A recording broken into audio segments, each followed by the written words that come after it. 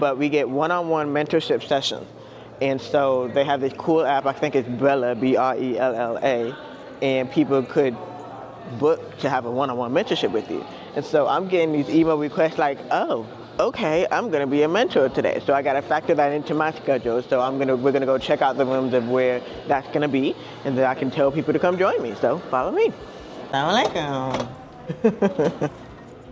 Nice to meet you. Nice to meet you too. I'm Muslima. Yes, nice to meet you. Nice to meet you. I put your session on my schedule, Okay. but there's all these mentorship. I don't know if are you in the app and you saw that mentorship thing? Not yet. Yeah. Well, I joined the app and people are scheduling stuff with me, so I'm gonna try to come see yours and go do the mentorship thing. So, one tip that I can give you, definitely when I first started out, because I've been in the storytelling world before it was predominantly social media, right? Mm-hmm. So for me, it was just a matter of bringing it online. But what happens is it was the same thing for me. Like, I'm used to the one-on-one interaction, but if I have to go on a video and just talk, it kind of gets uncomfortable. And then of course that's all you hear. You hear, oh, what are they gonna think about my accent? What are they gonna think about what I'm saying? All of these other thoughts are in your head, right? So first thing first is always to just kind of separate yourself from those thoughts, because there will always be a distraction. And so first, well, congratulations, because I know that it can be hard and confusing and draining, especially if you get clients and they're not the best clients and you know you're in a pivot, so congratulations on that.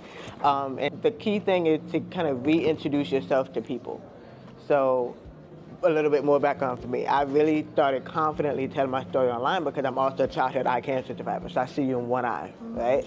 So that really opened those doors. They're like, oh wow, okay, I didn't know that about you, right? So sharing little known facts about you will really first get people opening up. That is always 9 out of 10 times, no matter what the data or the analytics say, is always going to be your most popular post. Little known facts about you that most people, you think about it all the time, but most people don't know that about you. So when you start off that way, that kind of breaks it down into who you are, and then of course go back into how you serve people with, you know, your services and things of that sort. Get more comfortable with showing yourself and talking about yourself. It's not necessarily selfish. It's in a way you practicing to toot your own horn. You're on the right places because short content, video content is the next big thing. Right. There's so many apps out there now that will make it easy for you to edit anyways. So you're on the right one, but I say, you know, we're about to approach September. I always say do like one thing for 30 days and get a feel for which one it's gonna be.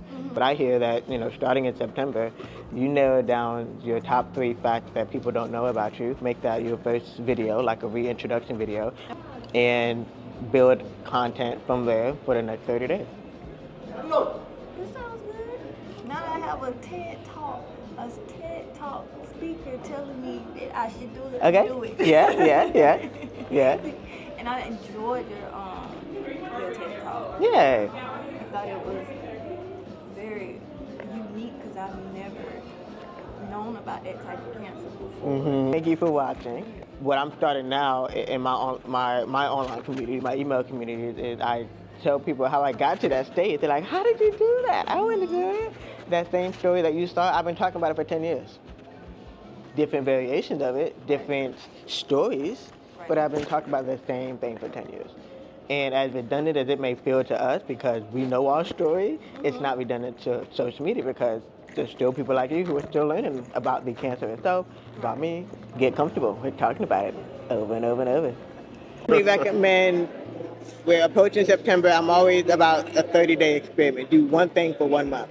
My suggestion is to create a Threads account and treat it as if you were about to post on X from the brand version. Okay. So the same thing, your story, pre-season, you know, is about to start for a lot of the sports. So use Threads, because what's happening is Threads is doing a lot better with pointing you in the right direction with the right people, as long as you use the right words. I'm bringing stuff out of them that they didn't even realize what it was. I think if I'm gonna get, you know, acknowledge you, compliment you, and hopefully you take this with you and think about it for the next 365 days, is that you have a unique personality that people need to hear from. And when you're excited about what you talk about, it will show in the video, so. Did it show?